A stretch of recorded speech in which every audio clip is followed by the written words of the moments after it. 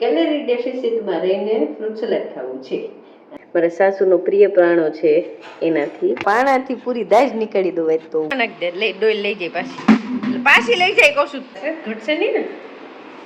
હજી 2 બનાવતા હોય. હાય હાય આજે આખા દિવસ દરમિયાન 3 થી 4 વાટકા જેટલું ફ્રૂટ સલાડ આટલો ઢીલો થઈ ગયો છે હવે એટલે અરીસામાં મને જોઈને ખુશી લાગી. તો પેટમાં થોડું દુખવા માંડ્યું કારણ કે મેં દાબીને ઓલું ખાધું હતું ને ફ્રૂટ સલાડ. પૂર્ણ સાથ્યા છે તડકો તો જો હું બતાવું તમને. જો અહીં અમારા ઓડિશામાં આટલો આકરો તડકો હોય છે, હાથ નથી વાગ્યા ત્યાં. અહીંયા અમારે ગુજરાત કરતાં 45 મિનિટ એટલે 45 મિનિટ જેટલો વહેલો તડકો સૂર્ય ઉગી જાય છે. અને જો 10 વાગ્યા જેવો તડકો હતો સવારે 7 વાગે. મારી આંખ ખુલતી નથી, બાકી ગરમીનું હું એસીમાં ઠંડુ લાગે ને એટલે હુંતી રહું છું, એવું થઈ હાલવાનું નથી મેળ પડતો. 7:30 બધાએ નાસ્તો કર્યો એટલે હું નીચે આવી તે મમ્મી ને શ્રેત બે તો ઉઠી ગયા હતા ને મમ્મી દીવાબત્તી થઈ ગયા હતા. આજે મારે થોડું વધારે મોડું થઈ ગયું અને એ લોકો પાણી પાતા હતા અમારા ગાર્ડનમાં, લોનમાં પાઈ લીધું હતું ને પાછળ લઈ જતા હતા. મેં કીધું હાલો ફટાફટ નાસ્તો બનાવું, બધું રેડી કરી લીધું, કામ કરી લીધું. ઉપર ગઈ ત્યાં તો અત્યારે 9 વાગી ગયા છે અને મારે આજે બનાવવું છે ફ્રૂટ સલાડ. કારણ કે શ્રેતની ડિમાન્ડ છે કે હું હોસ્ટેલ જાઉં એટલે મને ભાવતી બધી વસ્તુ કંઈક જુદું જુદું કહીશ તો એ બનાવી દે છે મમ્મી. તો મેં કીધું ઠીક છે કે આજે ફ્રૂટ સલાડ ખાવું છે તો ફ્રૂટ સલાડ તો મને પણ ભાવે. તો મેં કીધું કે હાલો આજે મારે કેલરી ડેફિસિટમાં રહીને ફ્રૂટ સલાડ ખાવું છે. અને બસ જો અત્યારે વાગ્યા છે 9 અને હું નહીં ધોઈને રેડી થઈ ગઈ છું. હમણાં ફ્રૂટ સલાડ બનાવીશ ને કપડાં ધોવાના છે, મશીનમાં નાખી દઉં ને ચાલો હું તમને બતાવું. જો દૂધ ઉકળી ગયું છે એકદમથી સરસથી અને હજી આને ઉકળવા દેશી, કારણ કે એકદમ પાકેલું દૂધ હોય તો જ ફ્રૂટ સલાડ મસ્ત લાગે ને. બહુ દીથી ખાંડવાળું ખાધું નથી પણ ચાંદની આજે તો ખાય જ લે, મને એમ થતું હતું મનમાં. દૂધ જાજુ છે એટલે ખાંડ એમ તો જોશે ને. અને આજે તો કેટલા દિવસ પછી હું મનગમતું અને મીઠું ખાઈશ. ચલો હવે એલચી જાયફળનો ભૂકો કરી લઈએ. જાયફળ લઈ લીધું હાથમાં અને અડધું જાયફળ મેં ઘસી નાખ્યું અને ઘસતા ઘસતા મોઢાના હાવભાવ તો દાંત બીહીને જેમ ઘસતી હોય એવા દેખાતા હતા. તો શ્રેત દાંત કઢાવતો હતો વચ્ચે વચ્ચે કંઈક. જો દરેક ખમણીમાં આવું આપે છે ને જાડી આ ટાઈપની કાણા કાણા વાળું, એ તો જાયફળ સિવાય કેમ કામ જ ન આવે. જાયફળ એક ખમણમાં કામ આવે. અને એનો બીજું કાંઈ ઉપયોગ હોય તો કમેન્ટ કરીને કહેજો તમે.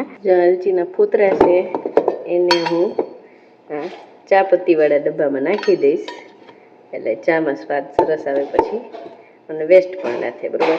અને હવે આને હું મારા સાસુનો પ્રિય પ્રાણો છે એનાથી ભૂકો કરી દઈશ. સાસુના પ્રિય પ્રાણાથી મેં કૂટેડો કાઢી નાખ્યો એલચી તો એકદમ ભૂકો કરી નાખ્યો એકદમ બારીક મસ્ત. મેં કીધું આ પાણાથી પૂરી દાજ નીકાળી દો તો મીઠું નથી ખાધું ને એટલા દી એની. દૂધ સરસ ઉકળી ગયું છે, ફાસ્ટ ગેસમાં એ ઉભરો આવતો નથી તો એલચી જાયફળી નાખી દઉં અને ભલે પાકતો. હવે આમાં થોડુંક ઠંડુ દૂધ મેં રાખ્યું હતું, એમાં હવે આ કસ્ટર્ડ પાવડર મિક્સ કરી દઈ.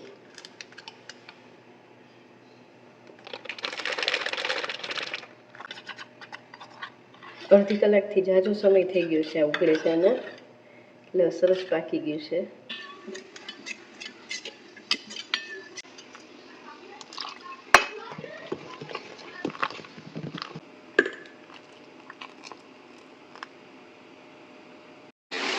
બસ નાખ. હા નાખ. બુડે એટલું નહીં પણ જો હે હજી. બસ હવે નહીં જો. એ ડોલ લઈ લઈ ડબ્બો કાઢીને ડોલમાં નાખી દે. લઈ ડોલ લઈ જાય પાછી લઈ જાય કહું છું. કા ના કરે એવી રીતે હોસ્ટેલ કરીશ તો તૂટી જાય. હા ભલે બરફ અંદર. હા એ નાખ દે એમાં. ડબ્બા ટીપા ના પડે નાખ દેવા. બસ હા.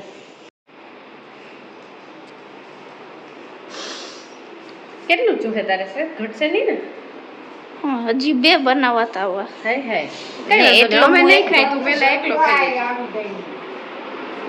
રસોઈવાળા રૂમમાં લાવીને ટબમાં નાખી દીધું બરફ અને ઠંડુ કરવા રાખી દીધું. દૂધ મેં હલાવી ઠંડુ કર્યું ને બપોર થઈ ગયું એટલે મમ્મી પૂરી વળતા હતા ને મેં પૂરી તળી. આજે છોલે ચણાનું શાક અને પૂરી ને ફ્રૂટ સલાડ એવી રીતે કર્યું હતું. દાળ ભાત નહોતા કર્યા પણ મહેકને ભાત ખાવા હતા એટલે થોડાક એના પૂરતા ભાત કર્યા હતા. આવી રીતે પૂરીને બધું કરી લીધું. આપણે ખાધી હતી ભાખરીઓ, પૂરી ખાધી નહોતી. એને તારક મહેતા ઉલ્ટા ચશ્મા જોતા જોતા. કેવું લાગ્યું? બહુ મજા આવી. પછી હોસ્ટેલમાં જાય પહેલા મન પડી ખાઈ લે, પછી યાદ ના કરતો.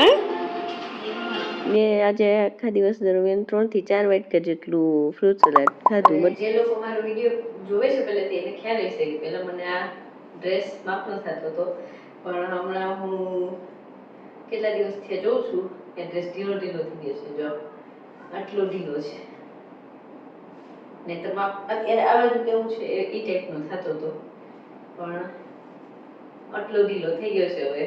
એટલે અરીસામાં મને જોઈને ખુશી લાગી કે મને ડ્રેસ ઢીલા થવા માંડ્યા છે. જો રેગ્યુલરમાં પહેરું છું એમાં તો ફરક પડે છે, તો પછી જેવું ક્યારેક ક્યારેક પહેર્યું બધું વધારે ફેર દેખાય. ઝુમ્બા એરોબિકનું મિક્સ હોય એવું વર્કઆઉટ કર્યું હતું, અજવાળું હતું ત્યારે સ્ટાર્ટ કર્યું હતું, અને જ્યાં કામ કર્યું ત્યાં સુધીમાં તો ફૂલ ઘોર અંધારું થઈ ગયું હતું. અને ડિસ્ક્રિપ્શન બોક્સમાં આની લિંક પણ હું આપી દઈશ. વર્કઆઉટ કમ્પ્લીટ થઈ ગયું છે. એસી પંખો બે ચાલુ છે. એસી 24 ઉપર છે ને પંખો ફાસ્ટ છે.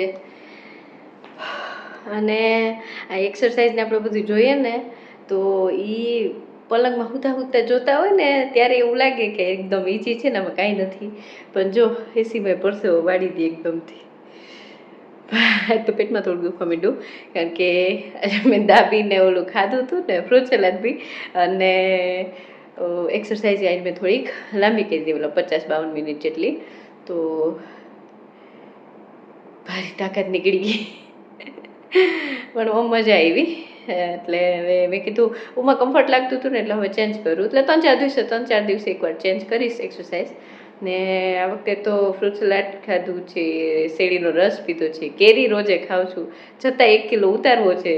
જોઈએ આવતા બુધવારે કેટલો ઉતરે છે. બરોબર, દર બુધવારે હું બતાવું છું ને, આવતા બુધવારે જોશી. બાકી મજા આવે છે, હું આ જર્ની એન્જોય કરું છું અને મજા આવે છે બસ. આજે 23 તારીખ, રેડ ક્રોસ વર્લ્ડનું નિશાન. આજે તો આટલું બધું ખાધું પીધું છતાં પણ રેડ ક્રોસ વર્લ્ડનું નિશાન, કારણ કે આજે મેં વર્કઆઉટ એટલું જાજુ કર્યું છે. ફરી પાછા મળી આવતીકાલે રાત્રે 10 વાગે. ત્યાં સુધી ચમકતી ચાંદનીને રજા આપો. જય શ્રી કૃષ્ણ. ખુદી તો ધ્યાન રાખજો, પરિવારનું બધાનું ધ્યાન રાખજો. Okay, bye. જય શ્રી કૃષ્ણ. Good night.